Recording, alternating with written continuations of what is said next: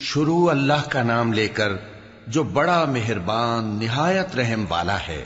اے پیغمبر صلی اللہ علیہ وآلہ وسلم، جو عورت تم سے اپنے شوہر کے بارے میں بحث و جدال کرتی اور اللہ سے شکایت رنج و ملال کرتی تھی، اللہ نے اس کی التجا سن لی اور اللہ تم دونوں کی گفتگو سن رہا تھا۔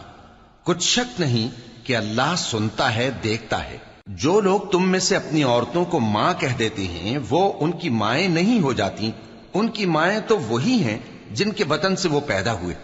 بے شک وہ نامعقول اور جھوٹی بات کہتی ہیں، اور اللہ بڑا معاف کرنے والا ہے، بخشنے والا ہے۔ اور جو لوگ اپنی بیویوں کو ماں کہہ بیٹھیں پھر اپنے قول سے رجوع کر لیں تو ان کو قربت سے پہلے ایک غلام آزاد کرنا ضرور ہے۔ مومنو، اس حکم سے تم کو نصیحت کی جاتی ہے اور جو کچھ تم کرتے ہو اللہ اس سے خبردار ہے۔ اب جس کو غلام نہ ملے وہ قربت سے پہلے لگاتار 2 مہینے کے روزے رکھے، پھر جس کو اس کا بھی مقدور نہ ہو اسے 60 محتاجوں کو کھانا کھلانا چاہیے۔ یہ حکم اس لیے ہے کہ تم اللہ اور اس کے رسول کے فرما بردار ہو جاؤ، اور یہ اللہ کی حدیں ہیں، اور نہ ماننے والوں کے لیے درد دینے والا عذاب ہے۔ جو لوگ اللہ اور اس کے رسول کی مخالفت کرتے ہیں وہ اسی طرح ذلیل کیے جائیں گے جس طرح ان سے پہلے لوگ ذلیل کیے گئے تھے، اور ہم نے صاف صاف آیتیں نازل کر دی ہیں، اور جو نہیں مانتے ان کو ذلت کا عذاب ہوگا۔ جس دن اللہ ان سب کو جلا اٹھائے گا تو جو کام وہ کرتے رہے ان کو جتائے گا۔ اللہ نے وہ سب کام لکھوا رکھے ہیں اور یہ ان کو بھول گئے ہیں، اور اللہ ہر چیز سے واقف ہے۔ کیا تم کو معلوم نہیں کہ جو کچھ آسمانوں میں ہے اور جو کچھ زمین میں ہے اللہ کو سب معلوم ہے؟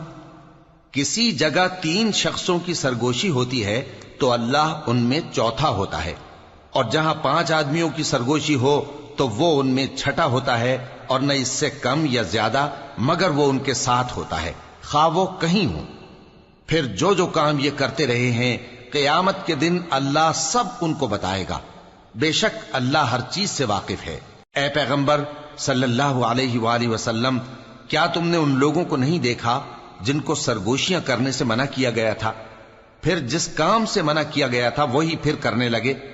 اور یہ تو گناہ اور ظلم اور پیغمبر صلی اللہ علیہ وآلہ وسلم کی نافرمانی کی سرگوشیاں کرتے ہیں، اور جب تمہارے پاس آتے ہیں تو اللہ تعالیٰ کے بتائے ہوئے الفاظ کے بجائے دوسرے الفاظ میں تمہیں دعا دیتے ہیں، اور اپنے دل میں کہتے ہیں کہ اگر یہ واقعی پیغمبر ہیں تو جو کچھ ہم کہتے ہیں اللہ ہمیں اس کی سزا کیوں نہیں دیتا؟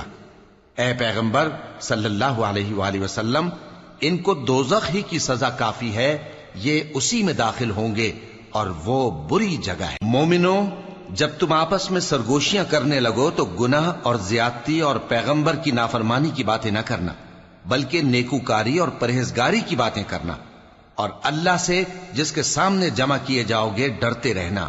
منافقوں کی سرگوشیاں تو شیطان کے اکسانے سے ہیں جو اس لیے کی جاتی ہیں کہ مومن ان سے رنجیدہ ہوں، مگر اللہ کے حکم کے سوا ان سے انہیں کچھ نقصان نہیں پہنچ سکتا۔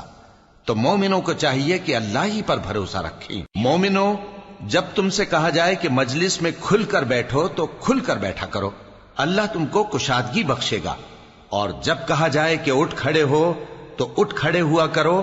جو لوگ تم میں سے ایمان لائے ہیں اور جن کو علم عطا کیا گیا ہے اللہ ان کے درجے بلند کرے گا، اور اللہ تمہارے سب کاموں سے واقف ہے۔ مومنو، جب تم پیغمبر کے کان میں کوئی بات کہو تو بات کہنے سے پہلے مساکین کو کچھ خیرات کر دیا کرو، یہ تمہارے لیے بہت بہتر اور پاکیزگی کی بات ہے، اور اگر خیرات تم کو میسر نہ آئے تو اللہ بخشنے والا مہربان ہے۔ کیا تم اس سے کہ پیغمبر کے کان میں کوئی بات کہنے سے پہلے خیرات کرو ڈر گئے؟ پھر جب تم نے ایسا نہ کیا اور اللہ نے تمہیں معاف کر دیا تو نماز قائم کرتے رہو اور زکوٰۃ دیتے رہو، اور اللہ اور اس کے رسول صلی اللہ علیہ وآلہ وسلم کی فرما برداری کرتے رہو، اور جو کچھ تم کرتے ہو اللہ اس سے خبردار ہے۔ بھلا تم نے ان لوگوں کو نہیں دیکھا جو ایسے لوگوں سے دوستی کرتے ہیں جن پر اللہ کا غضب ہوا؟ وہ نہ تم میں ہیں نہ ان میں، اور جان بوجھ کر جھوٹی باتوں پر قسمیں کھاتے ہیں۔ اللہ نے ان کے لیے سخت عذاب تیار کر رکھا ہے۔ یہ جو کچھ کرتے ہیں یقیناً برا ہے۔ انہوں نے اپنی قسموں کو ڈھال بنا لیا ہے اور لوگوں کو اللہ کے رستے سے روک دیا ہے، سو ان کے لیے ذلت کا عذاب ہے۔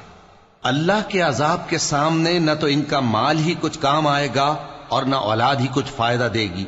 یہ لوگ اہل دوزخ ہیں، اس میں ہمیشہ جلتے رہیں گے۔ جس دن اللہ ان سب کو جلا اٹھائے گا تو جس طرح تمہارے سامنے قسمیں کھاتے ہیں اسی طرح اس کے سامنے بھی قسمیں کھائیں گے اور خیال کریں گے کہ ایسا کرنے سے کام چل جائے گا۔ سنو، یہی تو ہیں جھوٹے۔ شیطان نے ان کو قابو میں کر لیا ہے اور اللہ کی یاد ان کو بھلا دی ہے۔ یہ لوگ شیطان کا ٹولہ ہیں، اور سن رکھو کہ شیطان کا ٹولہ ہی نقصان اٹھانے والا ہے۔ جو لوگ اللہ اور اس کے رسول صلی اللہ علیہ وآلہ وسلم کی مخالفت کرتے ہیں وہ نہایت ذلیل ہوں گے۔ اللہ نے یہ بات لکھ دی ہے کہ میں اور میرے پیغمبر ضرور غالب رہیں گے۔ بے شک اللہ زور آور ہے، صاحب اقتدار ہے۔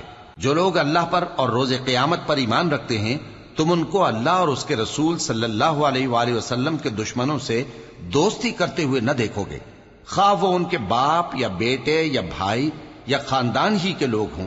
یہ وہ لوگ ہیں جن کے دلوں میں اللہ نے ایمان کو نقش کر دیا ہے اور اپنے فیض سے ان کی مدد کی ہے، اور وہ ان کو بہشتوں میں جن کے نیچے نہریں بہ رہی ہیں داخل کرے گا، جن میں وہ ہمیشہ رہیں گے۔ اللہ ان سے خوش اور وہ اللہ سے خوش۔ یہی لوگ اللہ کی جماعت